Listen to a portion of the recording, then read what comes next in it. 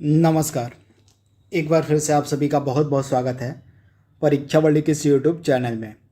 दोस्तों, हमने दिल्ली सल्तनत का टॉपिक पढ़ना स्टार्ट किया था UPTPSC PET 2022 के लिए, और इसका पार्ट 1 हमने ऑलरेडी अपलोड कर दिया है।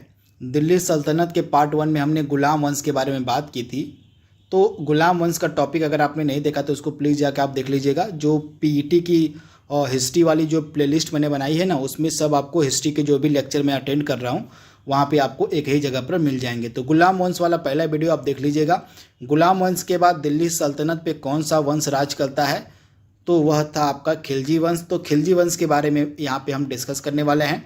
खिलजी वंश से जुड़े जो भी इम्पॉर्टेंट और फैक्ट्स और पॉइंट आपके PET परीक्षा के लिए ज़रूरी हो सकते हैं उनको हम सबसे पहले डिस्कस करेंगे। फिर बाद में लास्ट में खिलजी वंश से जुड़े इम्पॉर्टेंट MCQs को भी यहाँ पे हम सॉल्व करेंगे, जिससे पूरी तरह से यह जो टॉपिक आपका खिलजी वंश का है तैयार हो जाएगा। तो यह हमारा दिल्ली सल्तनत का पार्ट 2 है। चलिए वीडियो को स्टार्ट करते हैं। सबसे पहले टाइम पीरियड आपको पता होना चाहिए। दिल्ली सल्तनत पे किन किन वंशों ने कब से कब तक राज किया था, यह आपसे पूछा जा सकता है। तो गुलाम वंश को मैंने बताया था, गुलाम वंश का शासनकाल था 1206 से लेके 1290 ईस्वी तक। तो गुलाम वंश ने दिल्ली सल्तनत पर राज किया 1206 से लेके 1290 ईस्वी तक। फिर इसके बाद शासनकाल आता है खिलजी वंश का। तो खिलजी वंश ने कब से कब तक शासन किया, तो 1290 ईस्वी से लेके 1320 ईस्वी तक खिलजी वंश ने शासन किया दिल्ली पर। तो इसके बारे में आपको याद रखना है, काफ़ी महत्वपूर्ण है। तो खिलजी वंश के बारे में आइए बात करते हैं। सबसे पहला इसका शासक था जलालुद्दीन खिलजी, काफ़ी महत्वपूर्ण है। और जलालुद्दीन खिलजी के द्वारा ही खिलजी वंश की स्थापना की गई थी, तो आप याद रखिएगा। तथा किलो खरी को जो है इसने अपनी राजधानी बनाया था। तो बस इतनी चीज़ ही आपको याद रखनी है जलालुद्दीन खिलजी से रिलेटेड। जलालुद्दीन खिलजी को जो है खिलजी वंश का संस्थापक कहा जाता है, तथा इसने जो है किलो खरी को अपनी राजधानी बनाया था। तथा इसने जो है 1290 ईस्वी से लेके 1296 ईस्वी तक राज किया दिल्ली सल्तनत पर। तो यह आपके खिलजी वंश का पहला शासक था। तो इसके बारे में आपको याद रखना है।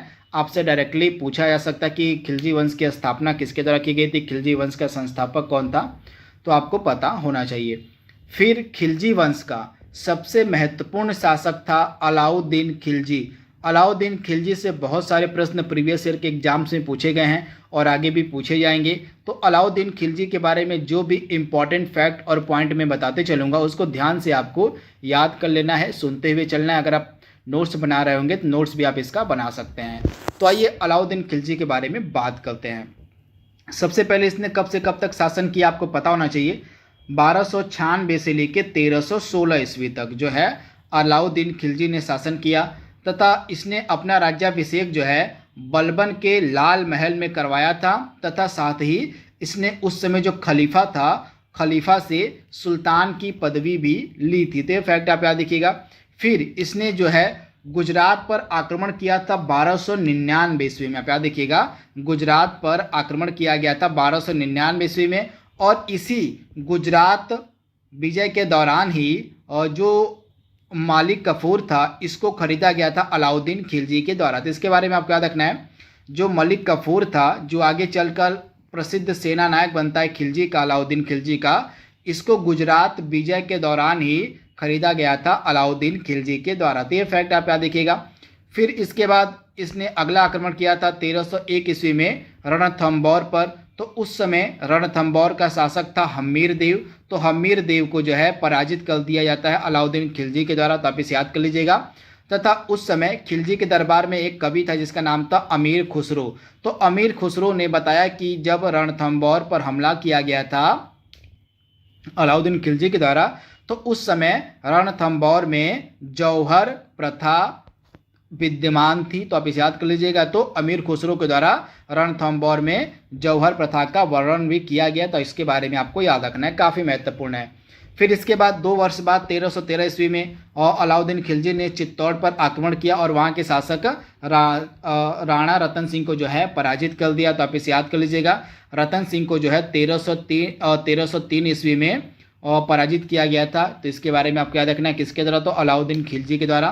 तथा यहाँ का शासन जो है खिज्र खां को सौंप कर वापस ला गया था। आपका जो अलाउद्दीन खिलजी था चित्तौड़ के शासक रतन सिंह को पराजित करने के बाद यहाँ का जो शासन था उसने खिज्र खां को सौंप दिया था। तो आप इसे याद कर लीजिएगा और इसका नाम खिजराबाद कर दिया गया था अलाउद्दीन खिलजी के द्वारा। तो इसके बारे में आप याद रखिएगा। अलाउद्दीन खिलजी ने दक्षिण भारत में भी बहुत सारे अभियान किए थे, जिनमें से देवगिरी हो गया, वारंगल हो गया, होयसल हो गया और पांड्य राज्य फेमस थे, जहां पर दक्षिण भारत में भी अभियान किया गया था इन सभी राज्यों में अलाउद्दीन खिलजी के द्वारा। इसमें से जो एक राज्य था दक्षिण भारत का वारंगल, तो वारंगल के जो शासक थे यहाँ पे आप देख पा रहे हैं वारंगल के जो शासक थे प्रताप रुद्रदेव द्वितीय। यहाँ पे आप देख पा रहे हैं प्रताप रुद्रदेव द्वितीय को जो है मलिक काफूर ने परास्त कर कोहिनूर हीरा प्राप्त कर लिया। मैंने आपको बताया था मलिक काफूर जो है आगे चलकर प्रसिद्ध सेना नायक बनता है अलाउद्दीन खिलजी का। तो इसी मलिक काफूर ने जो है वारंगल के शासक प्रताप रुद्रदेव द्वितीय को पराजित किया और उनसे जो है कोहिनूर का हीरा ले लिया। तो इसके बारे में आप याद रखिएगा। अलाउद्दीन खिलजी ने जो है द्वितीय सिकंदर यानी कि सिकंदर ए सानी की उपाधि भी धारण की थी। अलाउद्दीन खिलजी के समय जो है सर्वाधिक दिल्ली पर मंगोलों का आक्रमण हुआ था। कई बार एग्जाम में यह फैक्ट पूछा गया है। तो दिल्ली पर सर्वाधिक मंगोलों का जो आक्रमण था किस शासक के काल में हुआ था? तो अलाउद्दीन खिलजी के काल में। तो ये फैक्ट आपको याद रखना है। इसके बाद मंगोलों के आक्रमण से बचने के लिए जो खिलजी था इसने सीरी में एक किला बनवाया 1304 ईस्वी में। तो इसके बारे में भी आप याद रखिएगा। फिर आगे चलकर अलाउद्दीन खिलजी जो था इसने जो है भूमि की पैमाइश भी करवाई थी तथा भूमि की पैमाइश करवाने वाला यह दिल्ली सल्तनत का पहला शासक भी था। ये फैक्ट आप याद रखिएगा। अलाउद्दीन खिलजी जो था यह भूमि की पैमाइश कराने वाला, भूमि की पैमाइश को उस समय मसाहत कहा जाता था। आप याद रखिएगा उस समय भूमि की पैमाइश को मसाहत कहा जाता था। तो भूमि की पैमाइश कराने वाला दिल्ली सल्तनत का पहला शासक भी था अलाउद्दीन खिलजी। इसके बाद जो अलाउद्दीन खिलजी था इसने भू राजस्व यानी कि भू राजस्व जो उस समय होता था भू राजस्व कुल उत्पादन का इसके द्वारा 50% कर दिया गया था। तो इसके बारे में आपको याद रखना है, इंपॉर्टेंट है। जो भू राजस्व था इसको जो है कुल उत्पादन का 50% कर दिया गया था। किसके द्वारा? तो अलाउद्दीन खिलजी के द्वारा। तो कुल उत्पादन का 50%। इसके बाद जो अलाउद्दीन खिलजी था इसने मध्यस्थों का अंत कर दिया। जैसे उस समय जो मध्यस्थ हुआ करते थे खूत, मुकदम और चौधरी, ये सभी आपके मध्यस्थ हुआ करते थे अलाउद्दीन खिलजी के शासनकाल में। तो ये जो मध्यस्थ थे खूत, मुकदम और चौधरी, इनका जो है अंत कर दिया गया अलाउद्दीन खिलजी के द्वारा। और घरी कर और चराई कर भी लगाया गया था। किसके द्वारा? तो घरी कर और चराई कर लगाया गया था अलाउद्दीन खिलजी के द्वारा। तो ये फैक्ट भी आपको याद रखना है, काफ़ी महत्वपूर्ण है।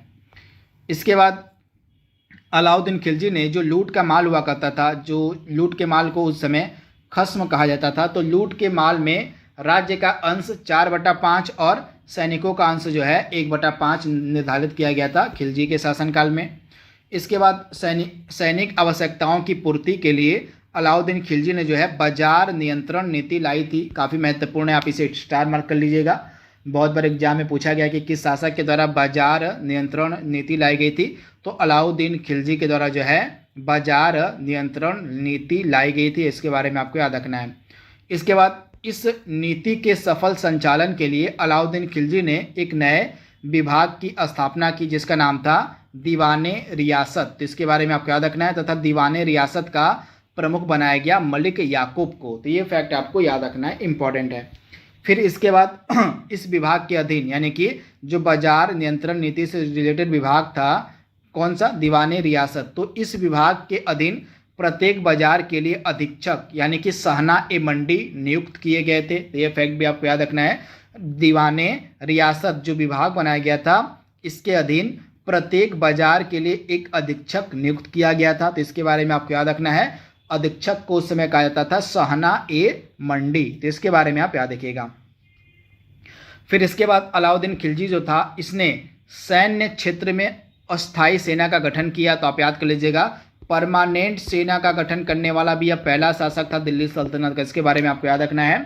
नगद वेतन, दाग हुलिया प्रणाली लागू करने जैसे कार्य भी जो है किए गए थे अलाउद्दीन खिलजी के द्वारा। तो डायरेक्टली जो भी कार्य किए गए थे अलाउद्दीन खिलजी के द्वारा सभी मैंने एक ही वीडियो में रख दिए हैं आपको, तो कोई दिक्कत नहीं होगी। सिर्फ जितना मैं आपको बताते चल रहा हूँ इतना ही अगर आप पढ़ लेते हैं तो पीटी की परीक्षा में आप अच्छा स्कोर कर सकते हैं। तो जो भी चीज़ें मैं आपको बताते चलता हूँ उसको कम से कम नोट डाउन कर लिया करिए। अगर आपको नोट डाउन करने का मन नहीं है तो पीडीएफ अगर आप हमारा खरीदना चाहते हैं तो पीडीएफ भी आप हमारा खरीद सकते हैं।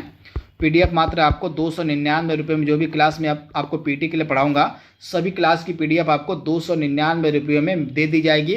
तो आपको आगे डिस्क्रिप्शन दे दिया जाएगा कि कहाँ से आपको ये पीडीएफ परचेज करनी है, आगे आपको लिंक दे दिया जाएगा। तो ये सभी जो सुधार हैं जैसे सैन्य क्षेत्र में अस्थायी सेना रखने का, नगद वेतन और दाग हुलिया प्रणाली, ये सभी लागू किए गए थे आपके अलाउद्दीन खिलजी के द्वारा। तो इसके बारे में आपको याद रखना है। और इसके बाद अलाई दरवाज़ा हो गया, हजार खम्मा महल हो गया, इसका भी निर्माण किसके द्वारा करवाया गया था? तो अलाउद्दीन खिलजी के द्वारा ही अलाई दरवाज़ा और हजार खम्मा महल का निर्माण भी कराया गया था। तो ये सारे इम्पॉर्टेंट पॉइंट जो मैंने आपको बताए हैं अलाउद्दीन खिलजी से रिलेटेड, इसको कम से कम आप याद कर लीजिएगा। इससे तो आपके एग्जाम में प्रश्न पूछा जाएगा, क्योंकि अलाउद्दीन खिलजी प्रत्येक प्रकार के एग्जाम के लिए एक इम्पॉर्टेंट टॉपिक है। अलाउद्दीन खिलजी से बहुत सारे प्रश्न प्रीवियस ईयर के एग्जाम्स में पूछे गए हैं, जो कि आगे मैं MCQs आपको कराऊंगा उसमें देखने को भी मिलेंगे प्रश्न जो अलाउद्दीन खिलजी से पूछे गए हैं। अब इसके बाद शासक कौन बनता है? अलाउद्दीन खिलजी के बाद शासक बनता है मुबारक खिलजी। तो यहाँ पे आप देख पा रहे हैं मुबारक खिलजी ने शासन किया 1316 ईस्वी से लेके 1320 ईस्वी तक। इसके बारे में आपको याद रखना है, इम्पॉर्टेंट है। तो मैंने आपको बताया था खिलजी वंश का शासन कब से कब तक रहा? 1290 से लेके 1320 ईस्वी तक खिलजी वंश ने शासन किया। तो इसका ये शासक था मुबारक खिलजी, जो अलाउद्दीन खिलजी के बाद शासक बनता है। इसकी उपलब्धियों का ये देख लेते हैं। तो यह पहला शासक था मुबारक खिलजी जिसने स्वयं को खलीफा घोषित किया था। इंपॉर्टेंट फैक्ट आप इसे नोट डाउन कर लीजिएगा। स्वयं को, खुद को खलीफा घोषित करने वाला पहला शासक था मुबारक खिलजी। तो इसके बारे में आपको याद रखना है। मुबारक खिलजी की हत्या उसके एक मंत्री खुसरो ने कर दी और खुसरो शाह के नाम से दिल्ली की गद्दी पर वह आसीन हुआ। तो इसके बारे में आपको याद रखना है। मुबारक खिलजी की जो हत्या है उसके एक मंत्री खुसरो के द्वारा कर दी गई थी और बाद में खुसरो शाह के नाम से वही दिल्ली की गद्दी पर बैठता है। इसके बाद नासिरुद्दीन खुसरो शाह ने पैगंबर के सेनापति की उपाधि ली थी। तो इसके बारे में आपको याद रखना, जो खुसरो शाह था इसने पैगंबर के सेनापति की उपाधि भी ली थी। तो इसके बारे में आपको याद रखना है। और इसके बाद खुसरो शाह जो था दिल्ली सल्तनत का पहला शासक था जो भारतीय मुसलमान था। जिसके बारे में आपको याद रखना है, खुसरो शाह जो था दिल्ली सल्तनत का पहला शासक था जो भारतीय मुसलमान था। तो ये सारे फैक्ट आपको याद रखने हैं, इंपॉर्टेंट है। तो ये फैक्ट आप याद रखिएगा, जो खुसरो शाह था यह दिल्ली सल्तनत का पहला शासक था जो भारतीय मुसलमान था। यह कुछ ही समय के लिए शासक रहता है, ज़्यादा समय के लिए नहीं रहता है। फिर इसके बाद जो है आपका तुगलक वंश आ जाता है इसके बाद। तो यह कुछ ही समय के लिए जो है दिल्ली का शासक रहता है खुसरो शाह, जो कि दिल्ली सल्तनत का पहला शासक था जो भारतीय मुसलमान था। तो ये सारे फैक्ट आप याद रखिएगा। खिलजी वंश से रिलेटेड जो मैंने आपको बताए हैं आपसे डायरेक्टली पूछे जा सकते हैं इसके बारे में। तो खिलजी वंश, मेनली खिलजी वंश के शासकों को मैं एक बार फिर से आपको रिपीट कर दे रहा हूँ। पहला था आपका स्थापना की गई थी जलालुद्दीन खिलजी के द्वारा। फिर मैंने आपको बताया अलाउद्दीन खिलजी के बारे में। फिर बीच में एक शासक आता है जिसका जिक्र मैंने नहीं किया था, वह था शिहाबुद्दीन उमर। वह ज़्यादा समय तक शासन नहीं करता, इसलिए मैंने उसका जिक्र नहीं किया था। फिर उसके बाद शासक बनता है आपका मुबारक खिलजी, जिसके बारे में मैंने आपको बताया था। मुबारक शाह खिलजी इसका पूरा नाम था। यह 1316 से लेकर 1320 ईस्वी तक खिलजी वंश का शासक रहता है। बाद में इसकी हत्या कर दी जाती है खुसरो शाह के द्वारा। तो खुसरो शाह जो था यह दिल्ली सल्तनत का पहला शासक था जो भारतीय मुसलमान था। तो इसके बारे में आपको याद है, इसका खिलजी वंश से कोई ताल्लुकात नहीं था खुसरो शाह का। तो इसके बारे में आपको याद रखना है, खुसरो शाह का और खिलजी वंश से कोई ताल्लुकात नहीं था। तो इसके बारे में आप याद रखिएगा। तो मुबारक खिलजी तक ही जो है खिलजी वंश चलता है। तो इसके बारे में आप याद रखिएगा। तो यहाँ पे हमने जो भी खिलजी वंश के शासक बन सकते थे उनको हमने यहाँ पे कवर कर लिया है। अब इसके बाद हम यहाँ पे कवर करने जा रहे हैं इस टॉपिक से जुड़े इंपॉर्टेंट MCQs को। तो चलिए वीडियो को स्टार्ट करते हैं। तो यहाँ पे इंपॉर्टेंट MCQs की सीरीज को हम शुरू करने जा रहे हैं। तो पहला प्रश्न आपके सामने है, दिल्ली के किस सुल्तान ने सिकंदर-ए-सानी की मनोपाधि को धारण किया था? तो सिकंदर दिल्ली के किस सुल्तान ने सिकंदर सानी की मनोपाधि को धारण किया था? तो आप याद कर लीजिएगा, सिकंदर सानी यानी कि द्वितीय सिकंदर खुद को कहा था इसने अलाउद्दीन खिलजी ने, यानी कि ऑप्शन आपका बी यहाँ पे बिल्कुल सही हो जाएगा, अलाउद्दीन खिलजी ने। जब उसने राजत्व प्राप्त किया तो वह शरीयत के नियमों और आदेशों से पूर्णतः स्वतंत्र था। बर्नी के द्वारा यह कथन किस सुल्तान के बारे में कहा गया है? तो बर्नी के द्वारा यह कथन कहा गया है किस सुल्तान के संदर्भ में? तो अलाउद्दीन खिलजी के संदर्भ में यह कथन किया गया था। तो ऑप्शन जो आपका सी यहाँ पे दिया गया है ना, बिल्कुल सही हो जाएगा। आप इसे याद कर लीजिएगा, काफ़ी महत्वपूर्ण यह प्रश्न है। तो ऑप्शन आपका सी यहाँ पे बिल्कुल सही हो जाएगा। जब उसने राजत्व प्राप्त किया तो वह शरीयत के नियमों और आदेशों से पूर्णतः स्वतंत्र था। तो बर्नी ने यह कथन कहा था अलाउद्दीन खिलजी के संदर्भ में। अगला प्रश्न है, कौन सा सुल्तान नया धर्म चलाना चाहता था किंतु उलेमा लोगों ने उसका विरोध किया? तो कौन सा सुल्तान नया धर्म चलाना चाहता था किंतु उलेमा लोगों ने उसका विरोध किया? तो अलाउद्दीन खिलजी जो है एक नया धर्म चलाना चाहता था, परंतु जो उलेमा थे उन्होंने इसका विरोध किया था। तो ऑप्शन जो आपका यहाँ पे बी वाला है, अलाउद्दीन खिलजी, बिल्कुल सही हो जाएगा। अलाउद्दीन खिलजी के प्रसिद्ध सेनापतियों में किसकी मंगोलों के विरुद्ध लड़ते हुए मृत्यु हो गई थी? अलाउद्दीन के प्रसिद्ध सेनापतियों में किसकी जो है मंगोलों के विरुद्ध लड़ते हुए मृत्यु हो गई थी? तो इसका नाम था जफर खान। तो इसके बारे में आपको याद रखना है, जफर खान की जो मृत्यु थी यह मंगोलों से लड़ते वक्त हो गई थी। तो इसके बारे में आपको याद रखना है जफर खान, यानी कि ऑप्शन जो आपका यहाँ पे दिया गया है ना, ए वाला, बिल्कुल सही हो जाएगा। आप याद कर लीजिएगा। और रानी पद्मिनी का नाम अलाउद्दीन खिलजी की चित्तौड़ विजय से जोड़ा जाता है। तो आपको बताना है कि रानी पद्मिनी के पति का क्या नाम था? तो रानी पद्मिनी के पति का क्या नाम था? तो राणा रतन सिंह नाम था, यानी कि ऑप्शन आपका डी यहाँ पे बिल्कुल सही हो जाएगा। आप इसे याद कर लीजिएगा, राणा रतन सिंह। अगला प्रश्न है, अलाउद्दीन के आक्रमण के समय देवगिरी का शासक कौन था? आपसे पूछा जा रहा है अलाउद्दीन के आक्रमण के समय देवगिरी का शासक कौन था, आपको बताना है। तो मैंने आपको बताया था कि दक्षिण भारत का भी अभियान किया गया था अलाउद्दीन खिलजी के द्वारा। दक्षिण भारत में कहाँ कहाँ पर अभियान किया गया था? तो देवगिरी हो गया, वारंगल हो गया, होयसल हो गया। तो इन सभी जगहों पर जो है क्या किया गया था? तो इन सभी जगहों पर अभियान किया गया था अलाउद्दीन खिलजी के द्वारा। तो देवगिरी में जब इसने अभियान किया था तो वहाँ का शासक कौन था, आपसे पूछा जा रहा है। तो रामचंद्र देव, यानी कि ऑप्शन आपका ए यहाँ पे बिल्कुल सही हो जाएगा। रामचंद्र देव जो है उस समय देवगिरी का शासक था। तो ऑप्शन आपका ए यहाँ पे बिल्कुल सही हो जाएगा। किस सुल्तान के काल में खलीसा भूमि अधिक पैमाने में विकसित हुई? किस सुल्तान के काल में जो खलीसा भूमि थी वह अधिक पैमाने पर विकसित हुई थी? तो खलीसा भूमि जो है अधिक पैमाने पर किस सुल्तान के काल में विकसित हुई थी? तो राइट आंसर आपका क्या होने वाला है? राइट आंसर आपका हो जाएगा अलाउद्दीन खिलजी, यानी कि ऑप्शन जो आपका बी यहाँ पे दिया गया है ना, बिल्कुल सही हो जाएगा, अलाउद्दीन खिलजी के काल में। अगला प्रश्न आपके सामने है कि सुल्तान के बारे में कहा जाता है कि उसने भूमि कर को उत्पादन के 50% तक कर दिया था। तो मैंने आपको अभी इसके बारे में बताया है कि जो अलाउद्दीन खिलजी था इसके द्वारा जो है भूमि कर को उत्पादन के 50% तक कर दिया गया था। तो ऑप्शन आपका जो बी वाला दिया गया है ना यहाँ पे, बिल्कुल 100% सही जवाब हो जाएगा, अलाउद्दीन खिलजी के द्वारा। अगला प्रश्न है, निम्न में से किस सुल्तान ने बाजार सुधार लागू किए थे? तो बाजार सुधार नीति को लागू किया गया था किसके द्वारा? तो अलाउद्दीन खिलजी के द्वारा। ऑप्शन आपका जो बी यहाँ पे है बिल्कुल सही हो जाएगा, अलाउद्दीन खिलजी के द्वारा। इंपॉर्टेंट है, बाजार सुधार जो है अलाउद्दीन खिलजी के द्वारा लागू किया गया था। मुस्लिम बादशाहों में से किस एक ने मूल्य नियंत्रण पद्धति को पहली बार लागू किया था? तो पहली बार मूल्य नियंत्रण पद्धति को लागू किया गया था अगेन अलाउद्दीन खिलजी के द्वारा। तो ऑप्शन आपका जो ए वाला यहाँ पे दिया गया बिल्कुल सही हो जाएगा।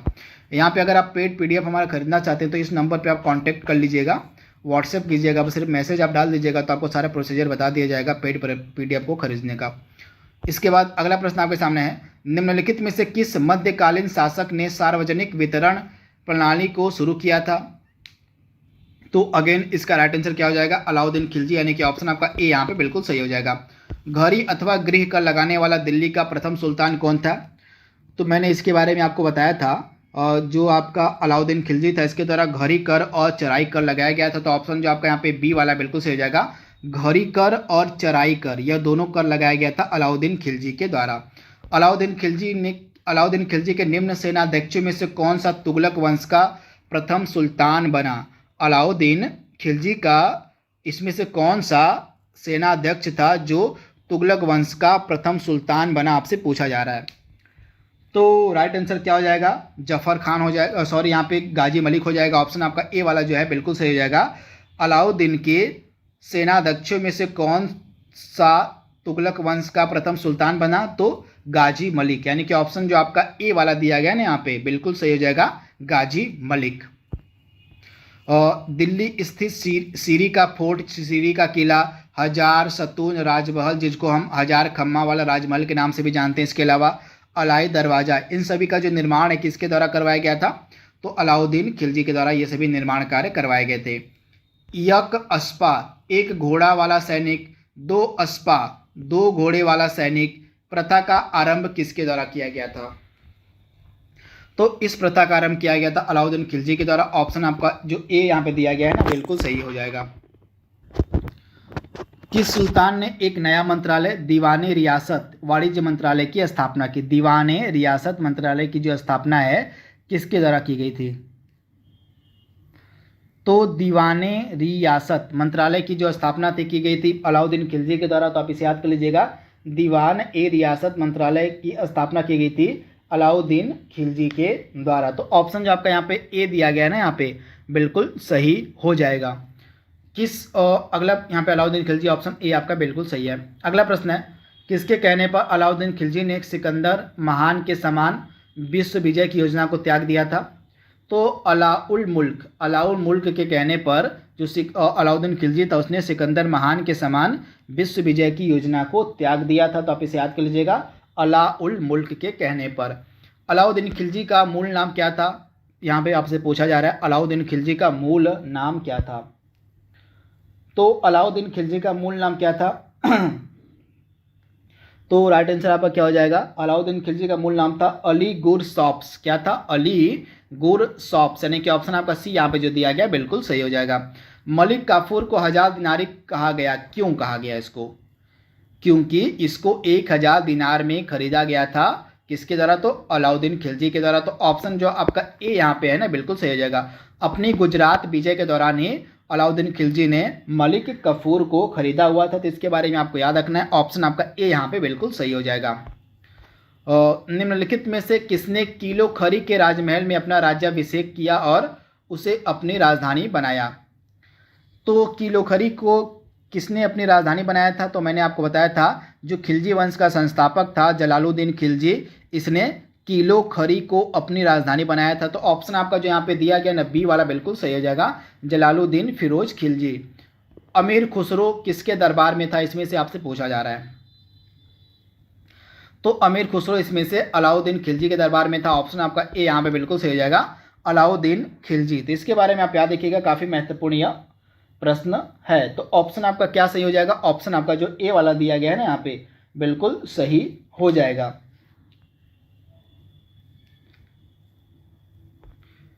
तो इस तरह से यहाँ पे खिलजी वंश से जुड़े जो भी इंपॉर्टेंट एमसीक्यूज बन सकते थे उनको भी हमने यहाँ पे डिस्कस कर लिया है।